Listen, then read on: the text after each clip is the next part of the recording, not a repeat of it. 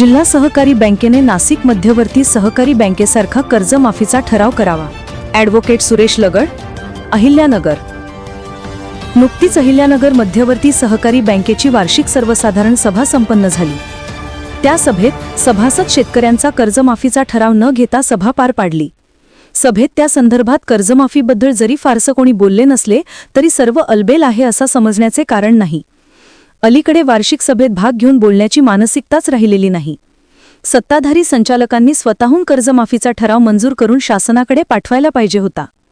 आता तर अतिवृष्टीमुळे सभासद शेतकरी अतिशय मेटाकुटीला आलेला आहे. अशा परिस्थितीत सर्व शेतकरी सभासदांना सरसकट कर्जमाफी द्यावी.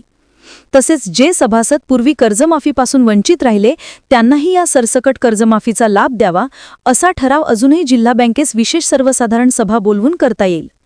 सुदैवाने या सहकारी बँकेत जवळपास सर्वच संचालक अधिकारी हे शेतकरी कुटुंबातील असतानाही शेतकरी सभासदांचा कर्जमाफीचा ठराव मंजूर करू शकले नाही.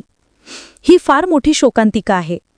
शेतकऱ्यांच्या जीवावर राजकारण करणाऱ्या सत्ताधाऱ्यांनी थोडा तरी याचा विचार करायला पाहिजे होता, असे ॲडव्होकेट सुरेश लगड यांनी म्हटले आहेत.